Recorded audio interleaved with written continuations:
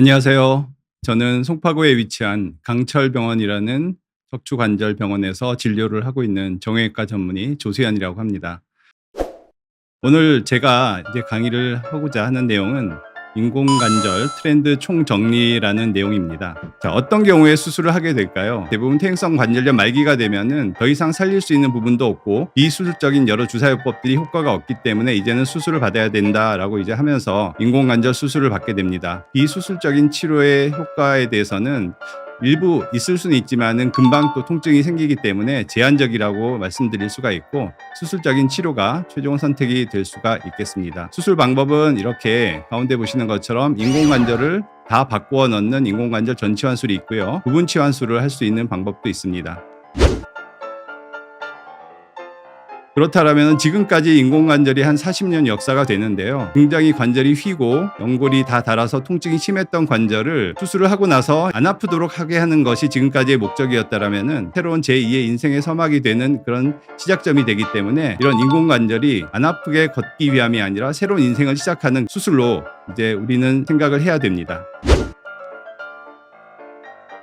인공관절 수술을 할 때 우리가 관절을 다 열고 뼈를 깎고 수술을 하잖아요. 그 안에다가 무통주사를 여러 치에다 놓게 되는데 이런 것들을 무통 칵테일 요법이라고 합니다. 또한 수술 후에 대퇴신경 차단술을 통해서 마취가 다 풀리고 나서도 주사요법에 의해서 통증을 좀 덜 느끼게 할 수 있는 그런 방법들이 있고요. 그 다음에 우리가 무통주사 또는 여러 약, 붙이는 패치 등등 수술 후에 할 수 있는 체계적인 통증 관리 시스템을 통해 가지고 우리가 초기에 통증을 잘 잡으면은 이제 안 아플 수 있게 나중에도 잘 쓸 수 있게 한다라는 근거적인 방법으로 이런 프로토콜이 잘 돼 있는 병원과 선생님들을 잘 만나고 선택하는 것이 굉장히 중요하다고 할 수가 있겠습니다. 수혈이 필요한 이유 또는 무수혈을 해야 되는 이유 중에 하나는 피를 많이 안 나게 하는 것과 또 연결이 되기 때문에 출혈을 최소화하기 위해서 짧은 수술 시간, 최소 골량 절제, 로봇 인공관절 수술 등을 통해서도 이루어질 수가 있고요. 피가 날 수 있는 여러 가지 포인트가 있는데 이런 것들을 잘 결차를 해서 피를 안 나게 하고 수혈을 잘 안 하게 해서 회복을 빠르게 하는 것이 중요하다고 할 수가 있습니다. 단순히 재활을 하는 게 관절을 꺾는 것뿐만이 아니라 근육을 움직임으로써 근육 활동을 도와주는 것이 이제 진정한 재활이 되게 되는데 우리가 수술 후에 그냥 일반적으로 걷는 것도 힘든데 여러 논문에 보면은 수술 후에 계단 보행을 빨리 시작하는 정도에 따라서 이러한 부분이 일상생활 복귀할 수 있는 중요한 지표가 된다고 합니다. 저희가 하고 있는 운동학적 정렬법이라는 방식을 쓰게 되면은 각 개인의 고유한 관절축에 맞춰서 자유로운 움직임이 있기 때문에 단순하게 걷는 것이 좋아지는 것뿐만이 아니라 계단 보행 또는 근력을 효과적으로 활용할 수 있는 그런 운동까지도 가능하다라는 장점이 있고요. 또한 우리가 수술할 때 단순히 뼈만 깎는 게 아니라 인대 균형을 맞춰야 되는데요. 인대 균형이 불충분하거나 과도하게 조여진 경우에는 계단 보행이나 움직임에 좀 제한이 있을 수가 있고 무릎이 잘 구부러질 수 있도록 갭을 확보하는 것도 중요하고요.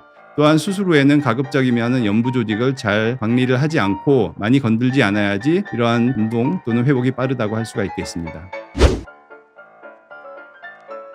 로봇 인공관절 요즘에 이제 정보도 많고 여러 유튜브에서도 많이 소개도 하는데 장점은 분명히 많이 있습니다. 정밀도가 높게 오차도가 1도 이내로 커팅을 하기 때문에 수술의 정확도가 높고 수술 후의 만족도가 좀 높다고 하는데요.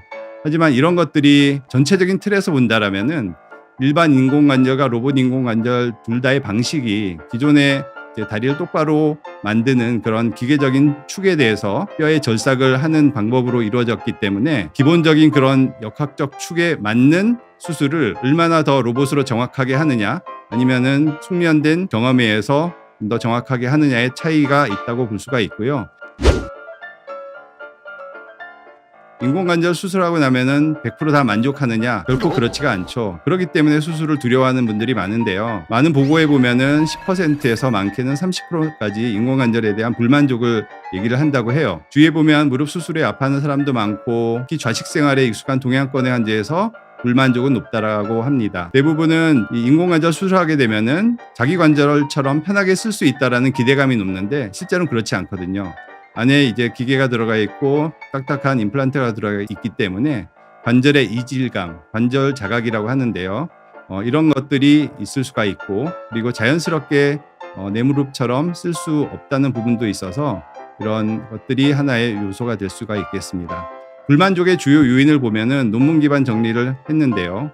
계단을 오르내리기가 힘들기도 하고요. 무릎을 구부리기가 좀 부족하고 무릎의 앞쪽에 통증이 있을 수가 있고 구조적인 문제가 없음에도 불구하고 무릎에 왠지 모를 통증이 생긴다라고 합니다. 또한 기대치의 미충족함으로써 스포츠 활동이나 그런 자연스러운 무릎이 이제 이루어지지 않는다라는 부분도 있고요. 수술 전에 굉장히 기능이 안 좋은 경우에 수술 후에도 좀 안 좋다라고 합니다. 또한 기계적 정렬 방식의 무자연스러움 때문에 이질감이 증가한다고 합니다. 즉 기대치가 높은 환자일수록 불만족이 증가하고요. 완전히 자연스러운 관절을 기대할 경우에 이러한 미세한 이질감이나 소리 이런 것들이 충분히 있을 수가 있거든요. 이런 것들에 대해서 불만족을 유발할 수가 있을 것 같습니다.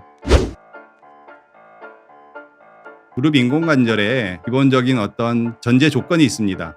대원칙이라고 하는데요. 아무리 다리가 휘어져도요. 수술을 받고 나면은 다리가 똑바로 곧고 바르게 펴지게 됩니다. 이것들은 수술을 우리가 하는 그런 방식이 기계적 축이라고 하는 고관절의 중심점과 무릎관절의 중심점 그리고 발목의 중심점을 연결한 선이 일직선이 되도록 뼈를 절삭을 해야지만 우리는 성공한 인공관절이라고 생각하고 지금까지 그러한 대원칙에 대해서 수술을 해왔었습니다. 이 옆에 있는 그림을 보시면은 인공관절을 수술받게 되면 다리가 똑바로 펴지게 되는데 밑에 있는 정강이 뼈에 수직으로 이런 큰 금속을 넣게 됐을 때 약간 기울어지게 넣으면은 이 뼈에 편향된 힘의 하중 때문에 미끄러지고 무너지고 실패율이 높다라는 생각 때문에 다리뼈에 수직으로만 임플란트를 장착을 해야 된다. 이런 것들에 대해서 현재까지의 생각이었습니다. 이 이유는 인공관절 수술의 통증도 통증이지만은 얼마나 오랫동안 쓸 수 있느냐 이런 것들이 인공관절 수술의 수명을 연장시키는 쪽에 포커스를 뒀기 때문에 다리를 똑바로 펴는 그런 기계적 축에 대한 수술 방법이 주를 이루었다라고 하는데요. 예전에 제가 이제 레지던트 할 때만 해도 인공관절을 한 10년, 15년 쓰면 많이 쓴다라고 얘기를 하던 시절이 있었습니다. 하지만 지금 최근에 본 논문을 보면은 25년 이상 쓰는 사람들이 80% 이상이 될 정도로 장기적 추적 결과가 아주 좋게 오랫동안 쓰는 걸로 나와 있습니다. 잘만 쓰면 30년 이상도 쓸 수 있겠죠. 다리 모양의 다양성이 있다는 것에 우리는 주목을 했는데요. 다리가 똑바른 사람은 전체의 15%에 불과하다고 합니다. 남자의 60%와 66%와 여자의 80%에서 다리 정렬이 0도가 아닌 플러스 마이너스 3도까지 변화를 하고 있다라고 하는데요. 보면 0도 그 축을 가진 사람은 그렇게 많지는 않고요. 내반을 가진 사람들과 외반을 가진 사람들이 그렇게 분포를 하고 있는 모습을 보여주고 있습니다. 즉 이런 오다리를 가진 사람도 수술을 하고 나서 똑바로 펴줘야 되느냐 이는 젊은 사람인데요. 그렇다면 인공관절 임플란트를 넣었을 때 기존의 방식대로 이렇게 똑바로 펴주는 것이 과연 좋은 것인가에 대한 회의가 들기 시작했고 그렇다고 해서 완전히 자기 모양대로 넣는 거를 생각을 하다가 여러 다양한 방식들이 많이 발전을 해왔는데 오른쪽 그림을 보시면은 다리 모양의 다양성에 대해서 표를 만든 그런 논문이라고 할 수가 있는데요. 가운데 있는 사람처럼 다리도 똑바르고 관절면이 표면에 평행하게 있는 사람들은 15%에 불과하고요. 다리가 똑바르더라도 관절면이 이렇게 기울어져 있거나 오다리가 있거나 이런 X자 다리가 있는 사람들의 분포는 훨씬 많다. 이런 것들의 연구 결과로 인해서 사람들의 다리 모양은 다양하다라는 것들을 이제 알 수가 있고요.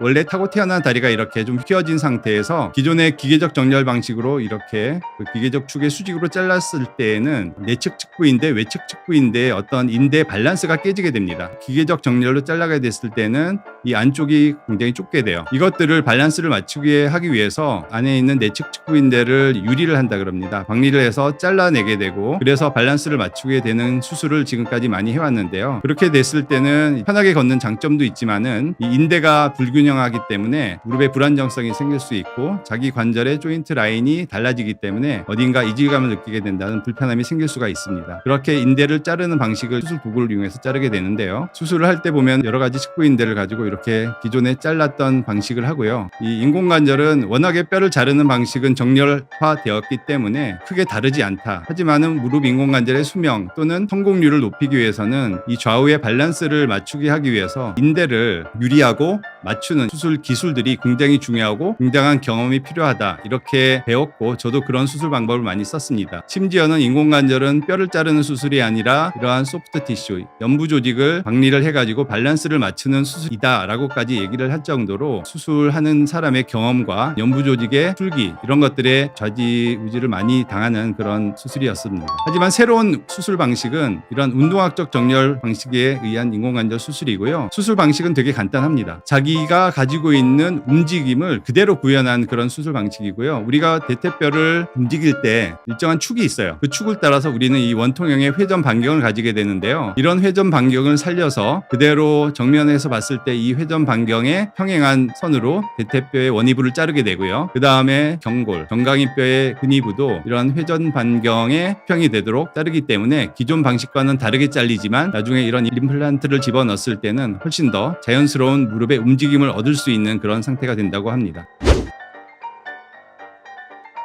따라서 인공관절 수술의 핵심은 인공관절 수명이 무조건 오래 가는 것은 당연하고요. 그걸 넘어서 수술 후에 자기 무릎처럼 편안하게 사용해야 된다라는 추세로 현재 이런 트렌드는 바뀌고 있습니다. 또한 수술 후에 운동이나 여행, 여가 활동을 마음대로 다니고 그런 시니어 라이프를 아주 즐겁게 사용할 수 있도록 그런 뒷받침이 되도록 돼야 되고요. 또한 수술 후에 통증이 없어야 되고 가능은 하진 않겠지만 수술 후에 좌식 생활이나 쪼그려 앉기, 양반다리가 가능할 수도 있어야 됩니다. 이러한 새로운 운동학적 정렬 방식의 임상 연구들이 최근에 이제 많이 나오고 있는데요. 2008년도에 최초의 연구 이후에 이런 운동학적 정렬 인공관절 수술 결과에 대한 분석이 많이 나왔습니다. 이후에도 수많은 메타 분석과 이런 연구들이 나와서 우리가 수술 후에 주관적 그런 평가 지표를 쓰고 있는 워맥 점수와 통합 슬관절 학회 점수, 슬관절 기능 점수 등등 이런 것들의 개선이 운동학적 정렬 방식이 기존 방식보다 우수하다는 일관적인 연구 결과들이 많이 나오고 있고요. 합병증 비율 에는 두 집단 간의 차이가 없었다라고 얘기를 하고 있습니다. 또한 2021년에는 흥미로운 논문이 나왔는데요. 양쪽 무릎을 한쪽하고 일주일 뒤에 또 반대쪽을 하는데 한쪽은 기존의 방식인 기계적 정렬 방식을 사용했고요. 또 일주일 뒤에 한 방식은 운동학적 정렬 방식을 사용했더니 뒤에 한 운동학적 정렬 방식의 무릎이 통증 저하나 빠른 기능 회복에 대해서 훨씬 더 점수가 높았다. 이러한 논문들도 있었고요. 양쪽 슬관절을 동시에 수술을 한 경우에도 운동학적 정렬 방식으로 수술한 그런 무릎이 훨씬 더 결과가 좋았기 때문에 이런 운동학적 정렬 방식의 무릎을 더 선호한다라는 논문들도 나왔습니다. 또한 이런 운동학적 정렬 방식이 이 뼈의 수직으로 잘리진 않지만은 그 장기적인 생존율을 가지고 이제 봤을 때도 10년간 추적 관찰한 연구에서도 98.4%의 높은 생존율을 보고하기 때문에 기존의 방식인 기계적 정렬 방식이나 운동학적 정렬 방식의 인공관절 수술도 오랫동안 쓸 수 있다라는 장점이 있을 수가 있겠습니다.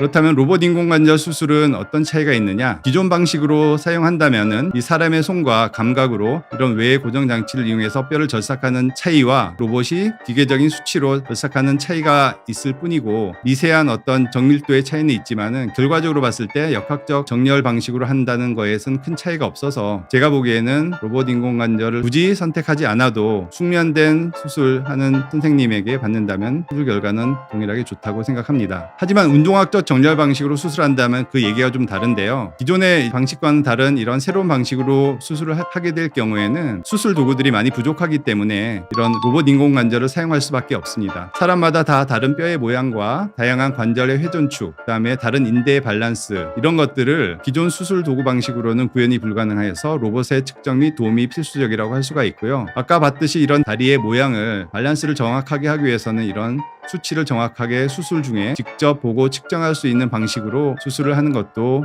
좋은 방식이 될 것 같습니다. 이런 좋은 기회를 주셔가지고 여러분께 저희의 새로운 어떤 수술 방식과 인공관절의 트렌드에 대해서 얘기를 드릴 수 있는 좋은 시간이었던 것 같습니다. 이상으로 경찰병원의 정형외과 전문의 조수연 원장이었습니다. 감사합니다.